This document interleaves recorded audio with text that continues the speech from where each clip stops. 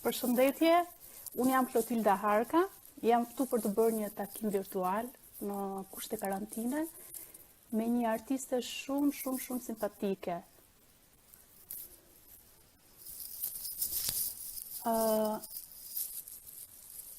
Dëgjohet?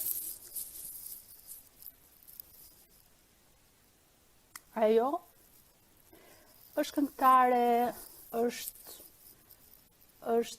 blogere, është avangarde në mod, është shumë e zonja në këtë biznesin e showbizit. U kemi njoftuar gjatë 2 ditëve për këtë intervistë ekskluzive të cilën e ka rezervuar pikërisht për revistën Story. Në fakt, më shumë se sa një intervistë do t'jetë si një bisedë në kushte jo fort të zakonshme, sepse të gjithë sikur jemi mbyllur në atë rrethin ton vicioz dhe ndonjëherë nuk dim se çfarë të bëjmë me kohën tonë. Po të shohim se si e kalon kohën kjo artiste, me të cilën ne do lidhemi pas pak. Unë shoh që pas ka shumë djegës dhe jam dhe unë shumë kurioztare që të di më shumë për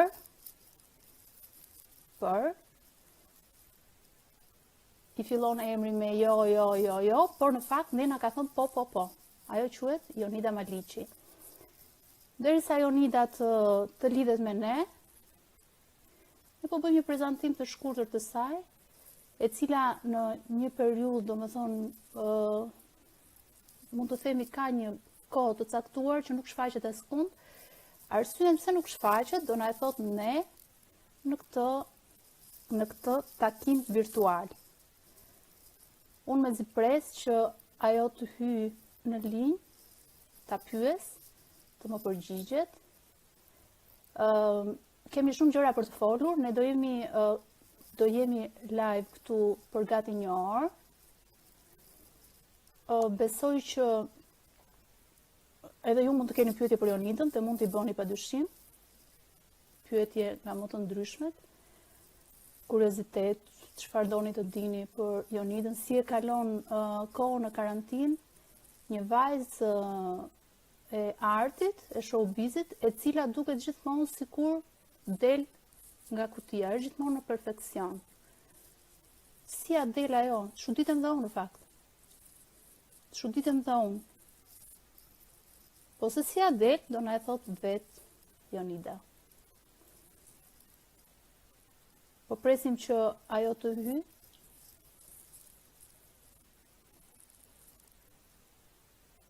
Të hyj në linjë. Kam përshtypjen që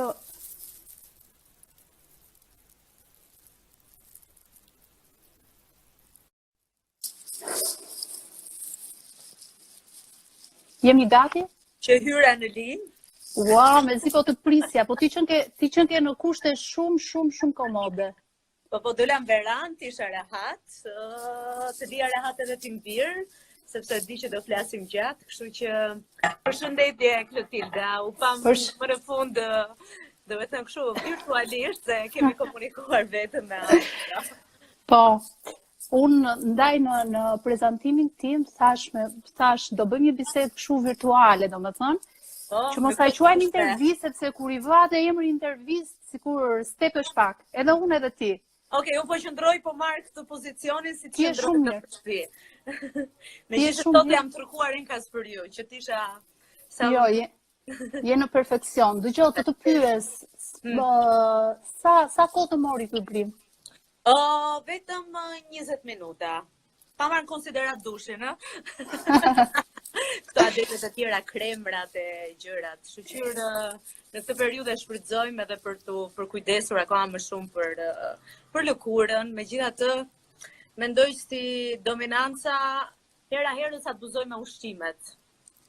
Abuzon, mua nuk më dukesh fare se abuzon, mua më dukesh gjithmonë një pesh stabil, unë nuk e di se akoma më duken këto kockat, kështu që mirë është situata. Se kur dalin ato kockat është më mirë? Jo, e kam unë në strukturën time, në fizikun tim, edhe do të thënë këtu e bëj gjithmonë, nëse jam mbi peshë apo jam në peshën e dur, këtu evidentoj. Aty e teston peshën. Aty e testoj. Një pyetje si fillim. Pse ke kohë që ke munguar në media? Pse zgjodhe pikërisht revistën Story? Për të shfaqur. Shumë mirë, shumë e bukur. Atëherë, në media, gjatë 2019-ës edhe pak përpara pandemisë, kam qenë gjatë gjithë kohës prezent kundrejt edhe privatësisë apo gjërave që më kanë rrethuar që nga Eurovisioni, festivalet, pastaj gjitha eventet që kam qenë prezent edhe sigurisht edhe nga anët e tjera. Se vendosa, mund të them që ka qenë një periudhë relaksi për mua kjo, e kam shfrytzuar maksimalisht në një formë shumë pozitive dhe revista Story, ashtu sikurse mund të them që tek sa rritesh rreti yt, jo vetëm shoqëror, por edhe ai profesional, Hera herës ndodh që vjen edhe ngushtohet, edhe jam shumë mirënjohëse sepse mund të them që keni qenë ndër të paktat media që më keni suportuar përpara se të shkoja dhe të përfaqësoja vendin e Eurovision, ashtu sikurse rëndom zakonisht presin feedbackun dhe pastaj pretendojnë që të jesh pjesë e një media të caktuar. Po. Unë e di që je pak tipi vështirë. Jo, nuk jam tipi vështirë, unë jam tipi drejt për drejt. Te kështu nga shkojnë gjithmonë. Unë jam tipi për drejt dhe ndoshta jam ndonjëherë, unë jam shumë mirënjohëse edhe shumë strikte, sidomos kur bëhet fjalë për personin tim, mendoj që çdo kush kur punon fort, kur punon me dashuri, me pasion, gjërat e veta fillon edhe i mbron me mish e me thonjë. Ke të drejtë. Si po e kalon këtë karantinën? Unë nuk e di se si mund të kalohet, do me thënë gjithë jeta në shtëpi. Për shembull, sikur të na ndodh kjo gjë. Larg qoftë, nuk e di se ku do të shkonte njerëzimi pastaj. Megjithatë, ditët e para kam qenë vërtet në një shok. Unë do me thënë, më ka ndodhur edhe kur ka ndodhur tërmeti, që nuk reagoj me njëherë, por pas disa ditësh filloj dhe reflektoj dhe kuptoj se çfarë po ndodh realisht. Më duhet kohë me veten për të përfitur gjithë gjendjen dhe pastaj të kuptoj se çfarë më bën mua që ta ndihmoj veten dhe t'i marr këto eksperienca sa më pozitivisht të mundshme. Për të shfrytzuar ato, mbi të gjitha qëndrimi në qetësi, mendoj se të gjithë na bën që të reflektojmë gjatë për ato që na kanë ndodhur, sepse në këtë vegjetim mendoj të gjithë kemi shkuar drejt së shkuarës. Domethënë çfarë na ka ndodhur, pse ishte e tashme e tillë, sepse të ardhmen ende se dim. Surprizë, leta shajmë të ardhmen të mund si një surprizë të bukur. Po, askush prej nesh nuk e di, ama të gjithë brenda profesionit apo pjesës familjare kishin bërë plane. Unë kisha shumë plane kundrejt punës, kundrejt disa gjërave të reja, edhe mezi po prisja muajin maj madje, po punoja fort dhe pastaj gjithçka u rënua, u rrëzua, i binte që hera herës kisha edhe jo probleme, por mendoj si të gjithë ju të reflektosh dhe thuash çfarë ja blen më shumë. Mos duhet vallë që të mendojmë mbi të gjitha për veten, për atë që na përkon tani dhe pastaj të fillojmë edhe të fantazojmë. Po në shetin kryus. Dëgjoj, po unë kam marr birë. Okej, shumë mirë. Shesëm te? Nuk e bën këtë bisedë. Ja, të ta tregoj, sepse duaj pak, por nuk duaj që t'i bëj reklam, thjesht është birë. Se çfarë birë? doja të pyesja në aspektin krijues, të ka ndihmuar kjo rënja në qetësi apo ta ka bërë mendjen më të zhurmshme? Atëherë Si të thuar që të ka futur në një kaos tjetër që thua tani nuk përqendrohem dot për të krijuar dhe pikë. Në fakt, unë sapo kisha mbaruar një produksion muzikor, sapo kisha derë nga Furra, jo kënga ime fundit, nga studio, edhe... Më fal, 11, nga cila studio? Nga Tool Production, një këngë, një bashkëpunim që do t'jetë me Obi me një këngëtar nga Jamaica. Ishim vendosur dhe lokacionin ku do të xhironim klipin. Sigurisht Ardi Astani do ishte ai që do përkujdesej për imazhin tim. Obi do të vinte nga Kanadaja, datë 11 me 17 ne kishim ndarë xhirimet, gjë që nuk ndodhi. Kënga është gati, por duke shpresuar që gjithçka të kthehet në normalitet.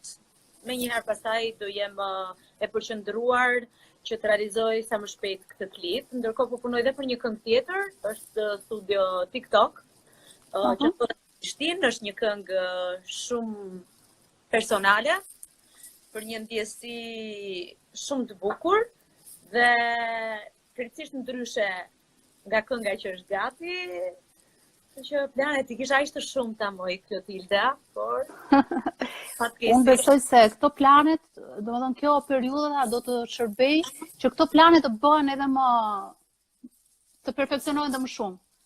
Uroj. Pastaj për të frymzuar, e kam patur shumë vështirë të lexoja libra. E shikoja që era herës të gjithë tentonin me gatime, unë për gatime nuk shkruhem. Sa do të pyesja, se s'ka ngel njëri pa shpalotur talentin në gatime? Sigurisht bëj gjërat elementare, por nuk mund të hyj në kategorinë e femrave që din gatuajnë shumë mirë. Antipastat e qaj, sallatat, gjërat e shëndetshme. Të tjerat I bën mami, apo ka mënyrë zgjidhjeje në këtë kohë, shqyr fatmirësisht. Me që jemi te mami, po sa tipe ke mamin? Mamin e adhurojnë të gjithë. Mami ka krijuar atë target grupin e saj. Po, ka fansa. Ka shumë fansa, sa herë e nxjerr atë në story. Mund të minimalisht më shkruajnë mbi 300 vet. Edhe era herës e nxjerr edhe pa dijenin e saj, ose ja bëj fakt të kryer, sepse nuk I pëlqen shumë kamera, por është shumë e drejtë për drejtë edhe ajo, I jep drejtim situatës. Ti je tani, domethënë je kështu në mes, je dhe goca e mamit, je dhe mami çunit. Po. Cili pozicion të shijon më shumë? Shiko, të jesh nën është gjë më e bukur në botë, është ajo që të bën të zgjohesh e lumtur mëngjes edhe të vësh kokën jashtë, e qetë edhe me shpirtin plot. Nuk ka si dashuria e një fëmije. Jam me fat që kam Danin, jemi afruar akoma më shumë këtë periudhë. Ai pothuajse nuk e ka ndier fare. E gëzon shtëpia, madje sa herë I them do të shkojmë në shkollë, jo nuk dua më bën. Në fakt të gjithë fëmijët tani janë ambientuar. Janë ambientuar në shtëpinë dhe kanë një lloj rebelimi kështu të brendshëm që po u shijon në fakt.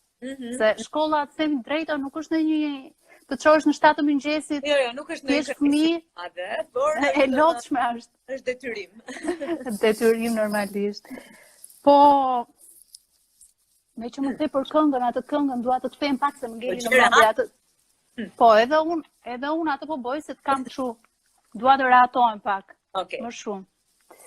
Për atë këngën që the është një këngë me një sens shumë, nuk e di. Se fitsora ta marr. Bieri. Diçka kështu, më dha ide që ishte një këngë shpirtërore dashurie. Shpirtërore dashurie, por që të çon tek fantazia, tek yjet, tek prekja, tek aroma, tek gjithçka. Më ka ndihmuar për tekstin në fakt Olke Curri, I cili ka qenë shpeshherë autori I shumë këngëve të mia, I shumë teksteve. E gjetëm me një herë atë pikën e përbashkët, ja shpjegova, sepse edhe melodia të çon në një tematik të tillë, në një tematik shumë personale, është një këngë sensuale, edhe ishte shumë i thjeshtë. Mendoj që të gjithë kur i bëjnë gjërat me qejf edhe gjejnë kanë frymëzim, pa diskutim që dalin gjërat bukura. Edhe Oltin e përshëndesim, se Olti është një artist i vërtet. Shpresoj që artist nuk do doja, një gazetar. Një artist, e di pse them artist, sepse dhe kur të shan ai të shan me kështu. Me shi artistike. Bare si ja marrin. Kështu që, jo, edhe unë çuditem se si Olti, domethënë ka edhe këtë pjesën e kritikës, po ka edhe poezin brenda. Ralli gjen se kur janë poet, njerëzit janë vetëm poet. Nuk ngatërohen dot me këtë agresivitetin e showbizit. Edhe kështu.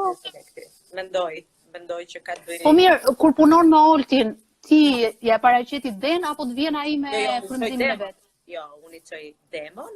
Dhe nëse ai i pëlqen demo, sepse ka patur dhe raste që nuk i ka pëlqyer një material muzikor, thotë unë nuk frymëzohem ose s'kam kohë ose s'mundem dot sepse nuk e gjej veten në momentin që i pëlqen demo. Pastaj e ridiskutojmë edhe derisa e kuptojmë që kjo është tema e caktuar, kaq.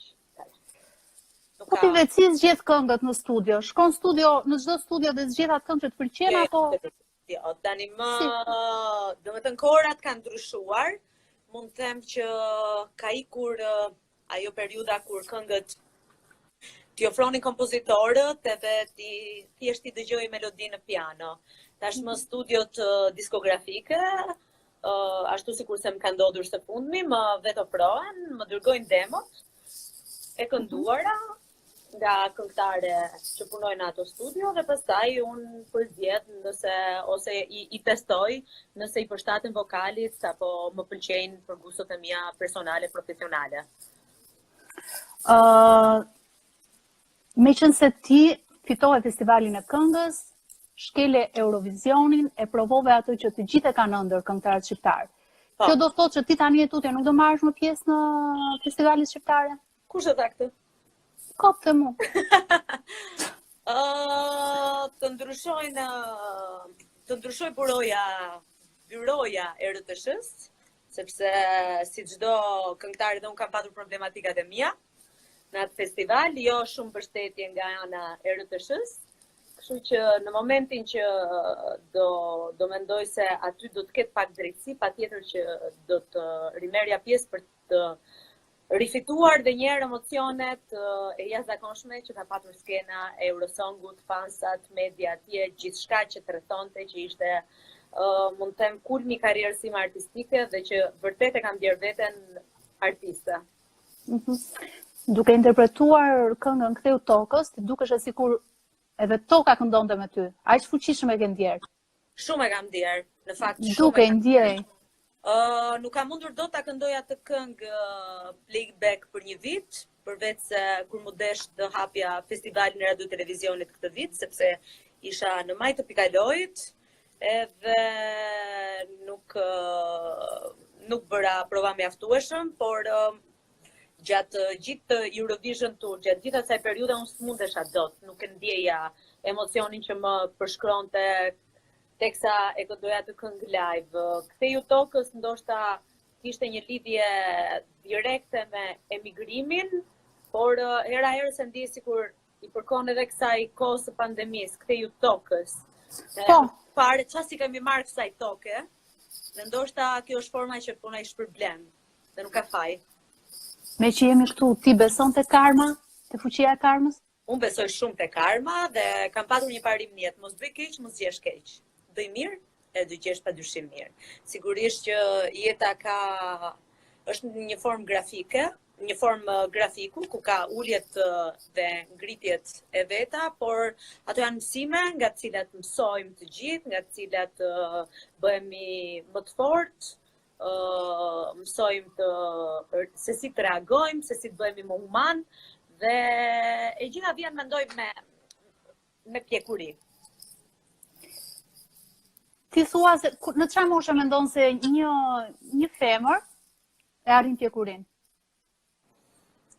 Unë mendoj që rreth moshës 30 vjeçare ti e kupton, ke një lloj vetbesimi. Po, në moshën 50 vjeçare. Një femër në moshën 50 vjeçare, si të duket ty për shembull? Të duket fundi botës? Absolutisht, më se për sa kohë ke jetuar të gjitha fazat jetësore në mënyrën më të mirë të mundshme. E dashur, në këtë jetë jemi të gjithë karimtar. E rëndësishme është ti të përjetosh gjitha fazat sa më shumë emocion, me sa më shumë pozitivitet dhe dashuri. Nuk dua të shfaqem këtu si shenjtore, sepse gjithë kemi ato momentet tona kritike që bëjnë pjesë e të qenurit njeri, e të qenurit individ me kocka e me gjak, por mos harrojmë që gjithçka koha kalon, ikën shumë shpejt.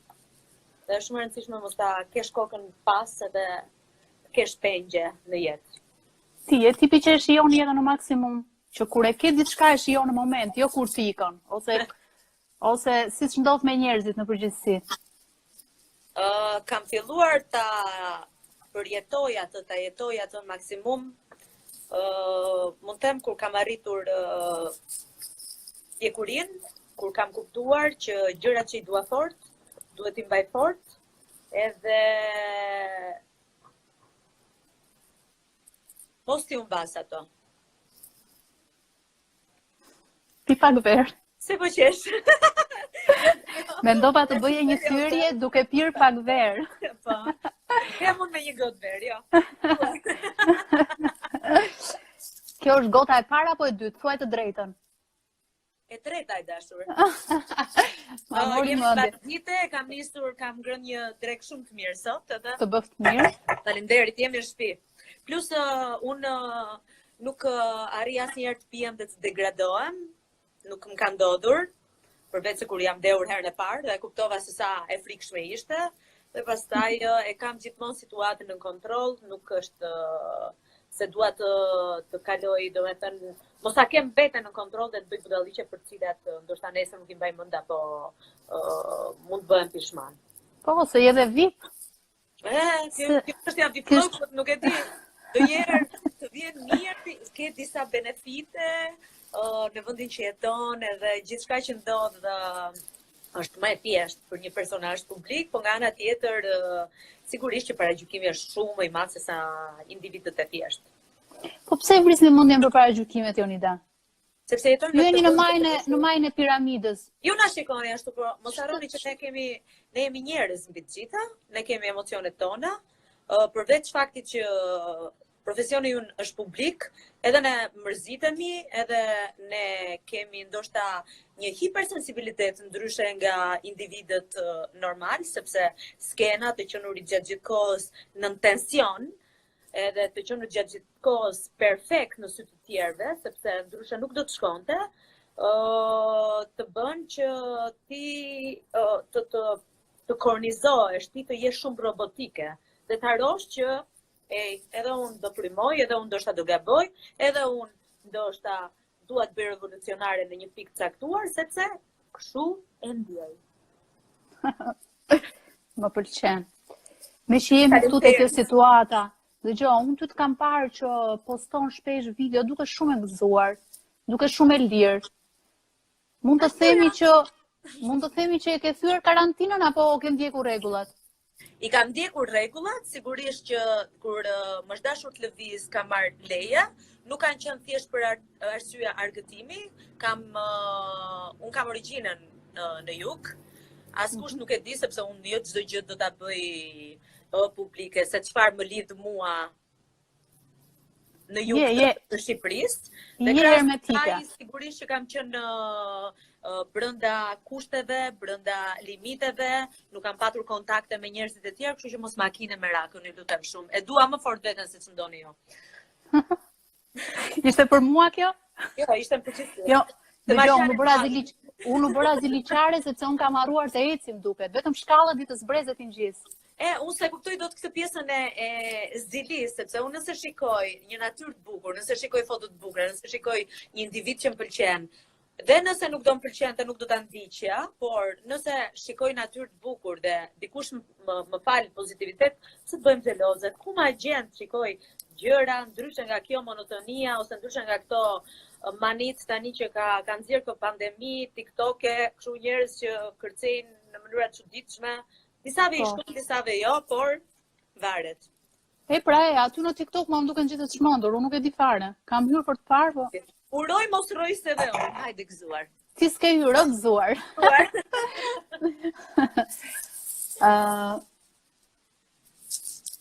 Kisha një pyetje kështu.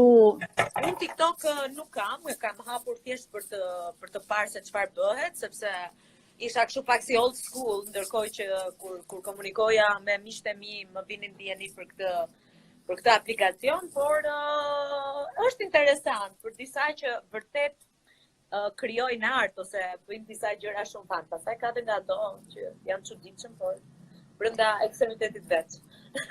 Po, i kam parë. Ca video më duken shumë qesharake, po nejse. Desha të bëja një pyetje në lidhje me shoqërinë. Si e ke mbajtur tani? Ndodh ndonjëherë që ha darkë kështu live me mikeshat ose pini verë live dhe bëni biseda? Jo. Cilat janë? Është maksimumi flasim telefon, komunikojmë si kalon, çfarë po bën mirë, po jo. Mund të dërgojmë në për grupet që kemi me shoqërish foto ose ndonjë video fan apo diçka që na bën përshtypje, por këto gjëra të live nuk jam. E para të qenurit në shtëpi, unë jam përveç se mund dukem si një person shkuruar dhe manjake në sensin e imazhit, jam edhe në shtëpi e tillë. Jam kthyer si Izaura, më kupton? Dëgjoj, po Sklavja që u rebelua dhe preu flokët. A çfarë ndodhi me baluket e tua? Po ndaj po. Çfarë ndodhi që i preve flokët? Përfundova me baluke. Ato ditë e parë nuk e përjetova shumë mirë, e thash edhe më përpara, isha pak kështu si në shok, nuk reagoja, nuk flisja, por qëndroja me veten, edhe teksa po kujdesesha, thash, po pse këto baluket sikur janë djegur një çik, derisa i bëra si një çati këtu në mes të vallit. E pastaj më desh brenda normave orarit të caktuar, ti kërkoja një nder parukierës time Danielën, të cilën e përshëndes, me maska që vetëm të më sistemonte një çik gjendje, sepse ndryshe mund të dukesh si Kizi Pazari, apo si një dorë. Edhe kjo pjesë e frymëzimit mua më ndos sa herë kam ndonjë ndjeshmëri të çuditshme me veten, o për mirë o për keq, gjithmonë ndodh që do ndryshoj flokët ose do bëj një tatuazh. Sa ka shkuar numri tatuazheve? Nuk numërohen më tani. Nuk numërohen sepse kanë bërë cover up-e, domethënë kanë qenë gjëra të vogla të cilat janë zmadhuar. Pra atë gjën e kuqe nuk ta kisha parë ndonjëherë. Po, Angjeli është bërë 10. Është Angjeli mbrojtës. Dhe nuk ka gjini. Nuk ka gjini? Po, ashtu është. Si mendon, të hym pak në filozofi. Ti mendon se truri është pa gjini apo ndahet në meshkujt e femra? Unë mendoj më shumë te shpirti e dashur, nuk mund të mendoj që truri ka gjini. Unë mendoj tek shpirti, mendoj që shpirti nuk vdes kurrë. Ai hyn në trupat tan dhe kur ne mbarojmë, që ne jo mbaron, ai shkon diku tjetër. Unë besoj në Zot, edhe sigurisht që gjërat shpirtërore më lidhen shumë, jam ndërgjegjësuar akoma shumë viteve të fundit, besoj paksa në astrologji, besoj në shkencë. Këta libit që po dalin dhe për pandemin, të gjitha i kam marrë informacionet e mundshme, dhe së fundmi kam dalë në idenë që asgjë nuk ka ndodhur rastësisht. Mendoj që është në fund fare një luftë politike. Po, ky është mendimi yt. Po, ti e konsideron këtë një luftë? Po. Ke frikë në këtë luftë? Mendoj që të gjithë e gjejmë ngushëllimin tek fakti që nuk jam e vetmi. Të gjithë po e përjetojnë kështu. Edhe ky është ngushëllimi vetëm. Po, kemë shumë frikë nga vdekja, mos ta përmendim se shumë e rënd, po hajt më, me që Nga vdekja s'ka. apo ke frikë nga transformimi, nga ajo që do ndodh shoqërisë apo njeriu pasi të dalë nga kjo situatë. Cila duket më e rëndë? Nga vuajtja e madhe, nuk do doja që të shikoja njerëzit e mi të afërt që të vuanin. Do preferoja t'i unë e para edhe mos shikoja asgjë. Nuk kam frikë nga vdekja. Është një cikël i cili jeta ti lind, sigurisht rritesh, evolon me fazat e tua, pastaj është e pashmangshme gjithë, do të thënë e rritemi me atë idenë që dikur do të ndodhi. Kështu që po ka disa njerëz të guximshëm, që e zgjedhin vdekjen, për shembull thonë dua të vdes kështu, dua të vdes ashtu. Jo, unë në fakt nuk mendoj që jemi në pikën që mund ta zgjedhim vdekjen, por nuk do doja që trupi im DJ, për shembull. Ja kam thënë edhe të mi, do doja që trupi im të DJ dhe hirin ta hidhnin në det. Nuk do preferoja që trupi im të shkonte në ndë. Po mirë, gjithaj trup i kuruar nga fillimi deri në fund, gjithë jetën. Nuk kam rëndësi. Është kesh lënë shenjë të mirë, fundja ose ta kesh jetuar atë se edhe shenja s'ka shumë rëndësi, por ta kesh jetuar atë edhe. Të dish do të thotë të jesh human edhe njeri. Kam një qiell përballë fantastikë, i kuj sot me dita ngjyra. Unë nuk arrita shoh sepse jam brenda shtëpisë, po e ndjej se kam edhe unë një lidhje shumë. Ja. Se di se sa vjen shumë e bukur. Shumë e bukur. Ti pëlqen perëndimi apo mëngjesi? Je tip mëngjesi që zgjohesh herët në mëngjes? Jam tip, më fal, sa ta sistemoj. Po, jam tip mëngjesi, më del gjithmonë gjumi, kur do që të fle, edhe nëse fle në orët e para të mëngjesit në 4-5, gjithmonë do shikoj situatën për rreth orës 7-8. Të ra kamera, më përkërje. Më ra kamera se po lëvizja që të shikoja më mirë, u trëmbe më falë, kërkoj ndjes.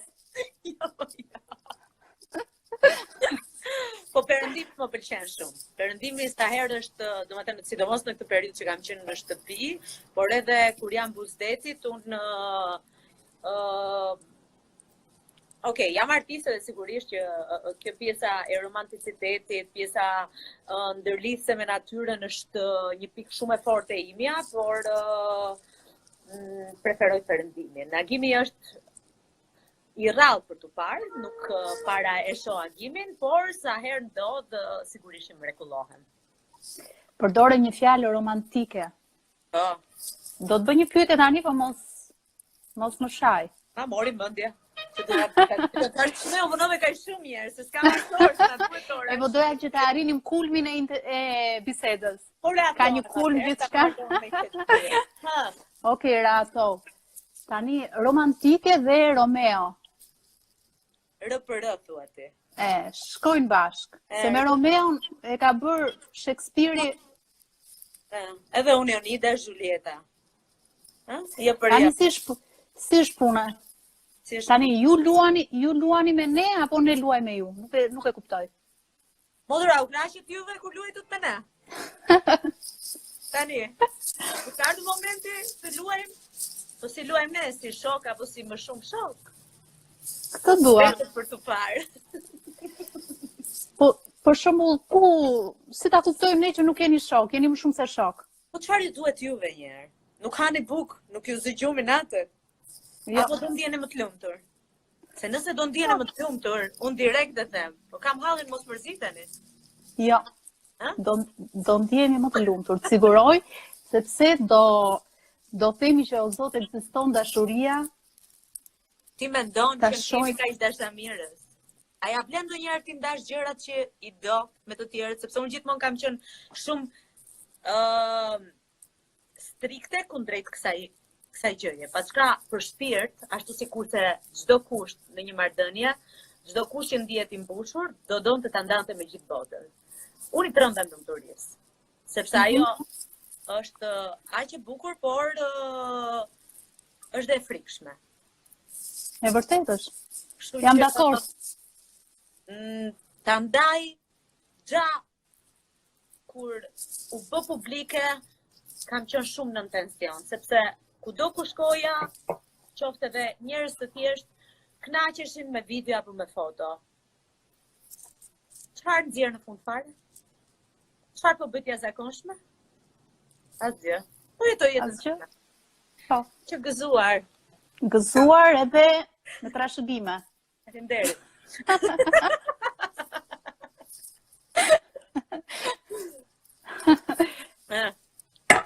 Dëgjoj. Po Romeo ku është tani? Pse se pyet? Unë se njo.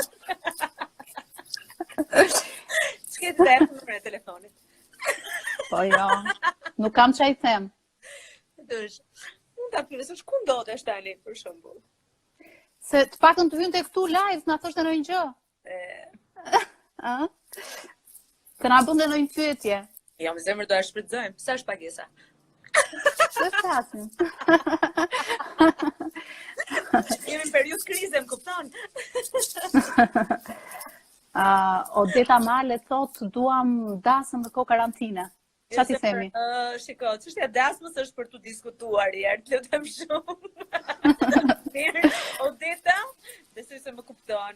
Është shumë e rëndësishme që të përjetosh çdo gjë ashtu siç vjen, edhe kam frikë me gjithë situatën që ka ndodhur në këtë periudhë, kam shumë frikë nga planet. Vetëm asaj trëmbem, edhe kjo është e vetmja gjë që mua më ka bërë të reflektoj gjatë. Të pyes me unë apo tani me kaq? Ti e ke në dorë. Ka gjë me unë të Jo, për këtë çështje. Po mirë, të bëj një pyetje kështu. Ti beson tek dashuria e vërtet në këtë kohë që o Zot çfarë nuk thuhet dhe çfarë nuk dëgjojmë? Dhe çfarë nuk shohim? Besuar. Gjithmonë kam qenë nga ato vajzat që kam ndërruar fustane bardh, kam ndërruar për familjen perfekte, jam rritur në një familje ku kam patur shumë dashuri, familjarët e mi më kanë ndihmuar për të vazhduar ëndrrën që në fëmijëri.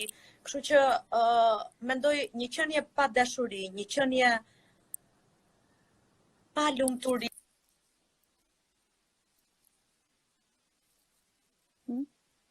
Më falë, u shkëput? U shkëput. Apo jo? U shkëput pak. Atëherë, një qenie pa dashuri, një qenie pa vetbesim, pa ndjeshmëri, ç'kuptim do kishte? Është shumë e rëndësishme, dashuria të bën bukur, të bën njeri më të mirë, të bën njeri më frymëzues, më krijues, kështu që në të gjitha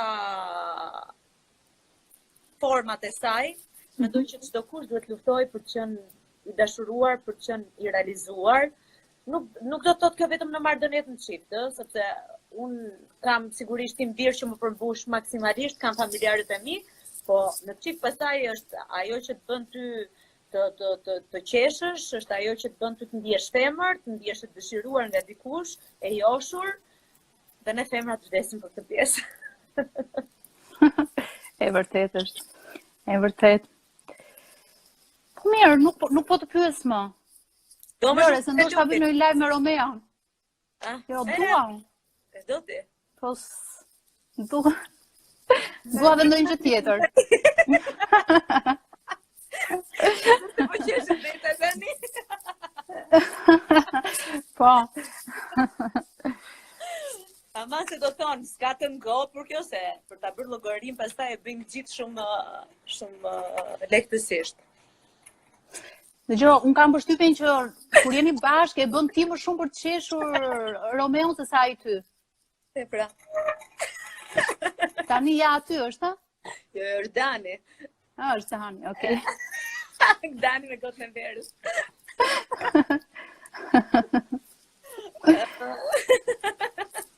Mirë.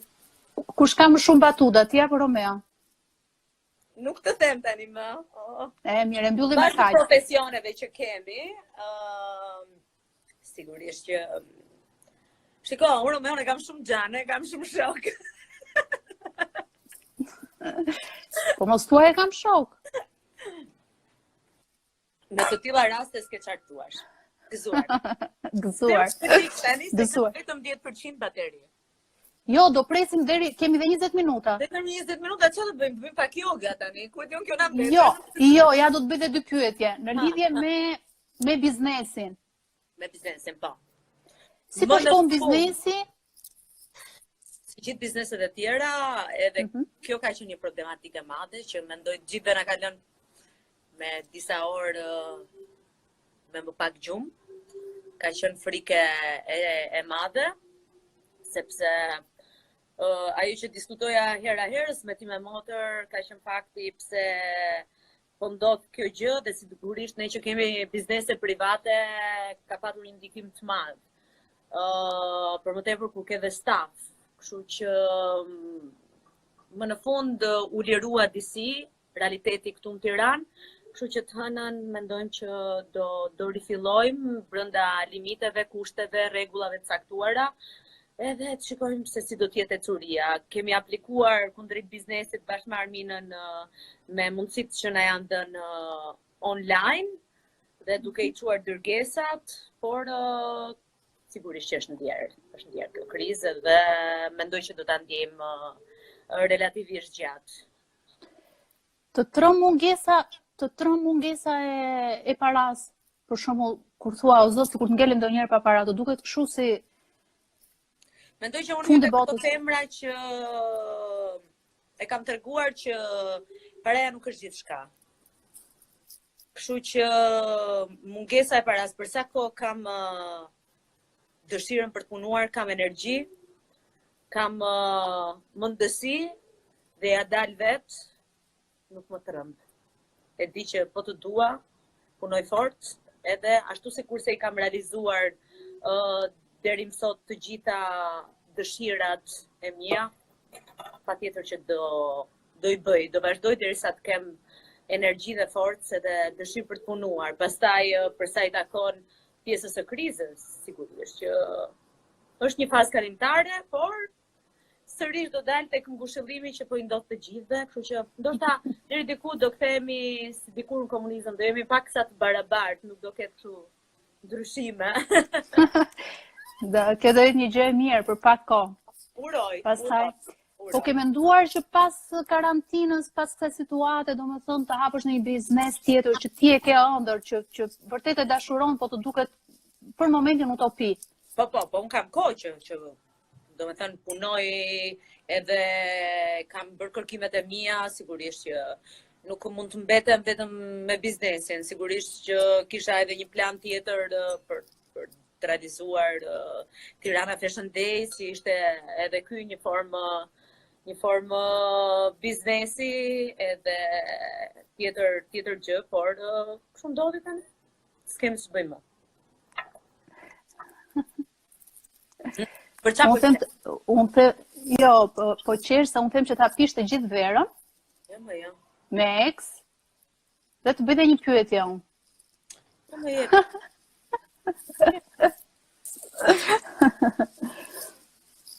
Dëgjoj, si është jeta në showbiz? Është e vështirë? Për shembull, ti je një vajzë në showbiz me syush, domethënë me syush si personazhe, nuk po them se si u shef publiku. Në fakt unë nuk e kuptoj dot se si më sheh mua publiku, sepse kur rritesh në skenë edhe kur mësohesh me këtë gjë, dhe të vjen gjithçka organike, është punë për ty, sigurisht që ti e bën gjithçka sa më normale, sa më thjeshtë. Që s'ka ndonjë gjë të jashtëzakonshme, unë nuk e di. E vështirë për sa i takon gjërave që ndonjëherë janë ca gjëra mediokre, ndonjëherë janë disa gjëra që nuk ja vlen fare të merresh, edhe ti vetë do që t'i anashkalosh, por ama je detyruar për hir të qenurit personazh publik që pastaj të vënë në shënjesër, bësh qendra vëmendjes edhe sigurisht që duhet reagosh apo duhet ta stisësh situatën në formën më të mirë të mundshme. Ta menaxhosh atë. Në kaq vite mund të themi që ti je rritur në skenë, se ke dalë që fëmijë. Po.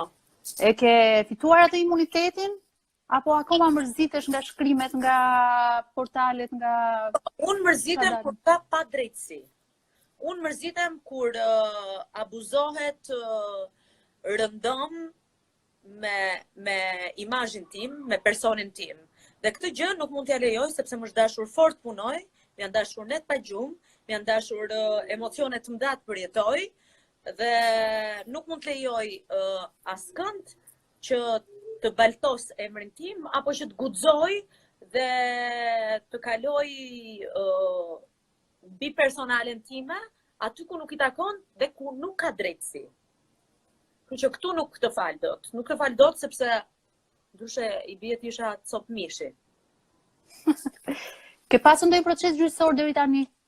Isha në pritje, në fakt, po ndodhi pandemia, po pres përgjigje. Nga një shmikesha ime e cila u bë, kjo historia u bë legjend. Ishte, më ka ndodhur në jetë që të zhgënjehem nga mikesha, sepse ndoshta fakti i të qenurit personazh publik sigurisht ka patur ndikim të madh te këto. Problemet e tyre personale nuk mund t'i zgjidh unë, por kur jam me drejtën e Zotit nuk lejoj, kurse si e kam mësuar nga avokatja ime Eri Sysi këtë çështje, po pres përgjigje, po nuk kam marrë ende email përgjigje.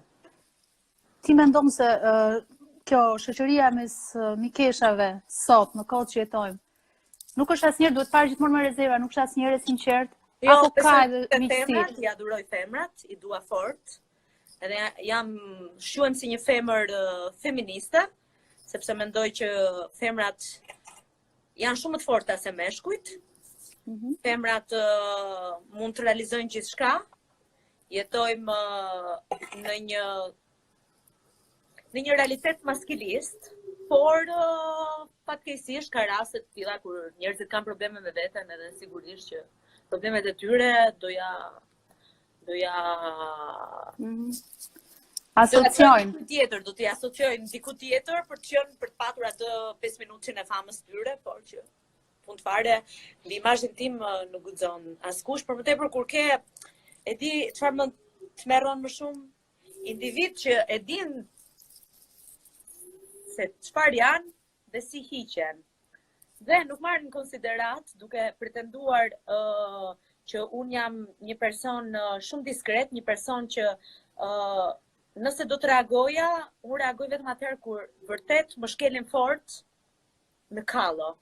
Unë toleroj dhe bëj ndonjëherë një veshur, një suqor për mos i dhënë akses. Dhe indiferentizmi mendoj që është forma më e mirë. Por në momentin që më shkel aty ku nuk duhet shkelësh, sepse ti nuk mund të shpifesh, atëherë i thoj gjërat në pikën më të lartë mundshme, drejt drejtësisë, sigurisht edhe gjithçkaje. Po ti në karrierën tënde televizive ke provuar shumë edhe të prezantosh. A ke një moderator që ti do kishe qejf të ishe njëherë në skenë me të? Ja.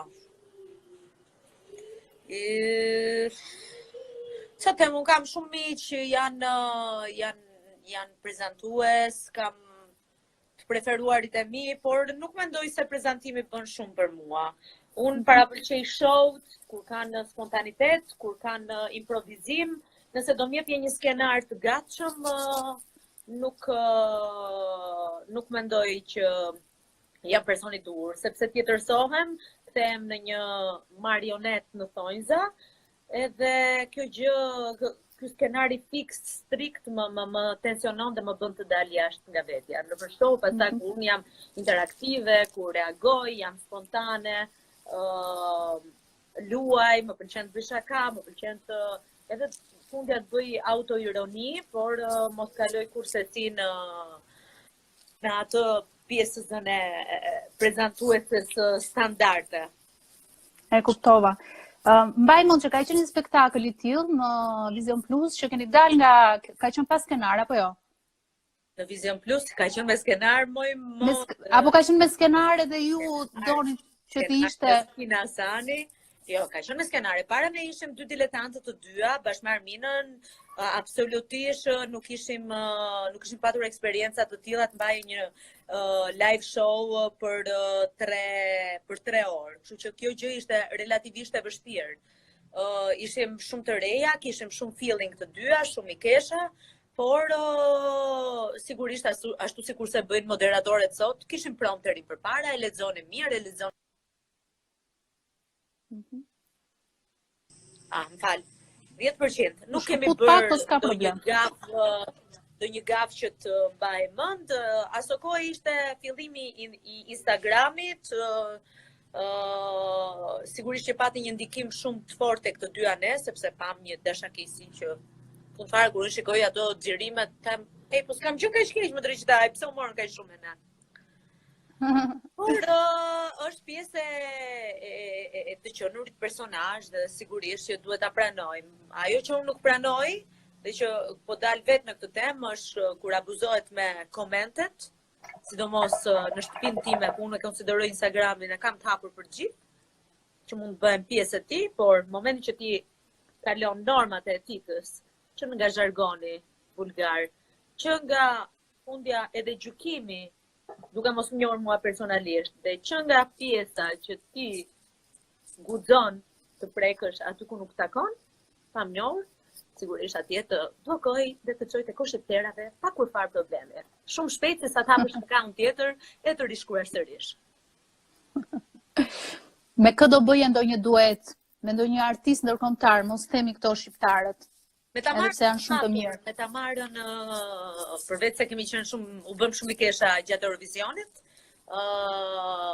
në këngën magjike u ritakuam edhe e lam që të krijonim një këngë së bashku, pastaj këto impenjimet tona ne kishim lënë për këto muaj, po gjërat shkuan kështu, që çfarë të them. Pjesën artistike ku këtë vit unë kisha vendosur që do të rikthehesha fort me këngë, them kishte marrë malli vërtet shumë. Vjetë nuk më la edhe Eurovisioni për gjysmën e vitit dhe pastaj dhe eventet të tjera artistike në media të ndryshme. Kështu që mbeta këtu. Shpresojmë që gjërat të stabilizohen sa më shpejt, jo vetëm për anën profesionale, po mbi gjitha për qenien tonë, për anën tonë shpirtërore, sepse sigurisht nuk kemi mësuar të jemi të ngujuar, të gjithë duam atë rutinën tonë, na mungon. Megjithëse na ka relaksuar edhe fakti që nuk kemi më orare, nuk kam do të s'kemi më synime tani, ku diun, impenjime. Nuk është si. Kur të dalim nga ky izolim, si mendon, do jemi njësoj, do jemi më të mirë apo do jemi më të këqij, më egoist apo më të dashur? Mendon se do bëhemi ndonjëherë kaq të mirë ne? Unë jo, fare, unë them se do jemi më të këqij. Domethënë më të këqij do bëhen më të këqij. Unë kam testuar disi dhe shikoj njerëzit që janë të prirur, të bëjnë policin tani, të gjykojnë, pa ditur asgjë të ëndën, mendojnë se jeta në rrjetet sociale është jeta reale, paska ti nxjerr pa atë që dëshiron ti dhe harrojnë që një fotografi nuk zgjat më shumë se 10 sekonda. Një video gjithashtu më shumë se 16 sekonda. Nuk është ajo jeta, jo as pak, është tjetër gjë jeta. Që duhet bëhen të reflektojnë sepse të dihet kurrë se çfarë na pret. Nuk e kisha imagjinuar kur në jetën time që do përjetoja një situatë të tillë. Edhe do të mbujoheshim shtëpi dhe mendoj që minimalisht bëhen më pozitiv, ta duan më shumë vetveten dhe njerëzit e afërt. Me të shpresojnë. Unë besoj që bëm një bisedë të këndshme, mendoj unë. Nuk e di se tu do ty. Unë nuk naqa, isha shumë rahat. Fiksi shtima. Po knaqëm. Unë të uroj Jonida çdo të mirë, të falenderoj jashmase që ishe me ne. Falenderoj edhe njerëzit e shumë që na kanë ndjekur, edhe ishte kënaqësi e veçantë. Ju uroj më të mirat, shëndet mbi të gjitha se të tjerat vijnë vet. Edhe në ty dhe duaj që sapo të dalë karantina të shohim ato krijimet e tua. Besoj që do kesh bërë gjëra të bukura, siç i bën gjithmonë të kuruara në çdo detaj. Të falenderoj dhe besoj që do bëjmë ndonjë lidhje tjetër po deshe ti. Po desha unë. Mirëpafshim Klotilda. Kalofshi mirë. Ciao, pafshim. Titujt e portaleve. Hajde. Tani nuk e dim se ç'a do ndodh. Ato nuk e di. Se i marrin kështu, i marrin frazat të tatuazh. E ke lajme plot, i marrin frazat, i marrin dhe i bëjnë tituj të shkurtër edhe dalin shumë mirë. Unë jam e vetëdijshme që kjo është një formë pune dhe sigurisht që është mënyra e tillë ashtu sikur se ndodh në gjithë botën, që është më atraktive të jetë një titull bombastik dhe pastaj ndoshta në artikull mos ketë asgjë të jashtëzakonshme. Kjo është punë, por mos abuzohet dhe këto shpifjet i kaminatun, këto gjëra që e bëjnë mizën buall edhe që abuzohet pastaj me terma paksa të çuditshme. Kjo është. Shpresoj që mos ndodh dhe s'ka për të ndodhur se tani njerëzit besoj që ka gjykata plot. Gëzuar e dashur gjithë të mira. Gëzuar gjithë të mira. Kalofsh një darkë të këndshme. Faleminderit. Ciao.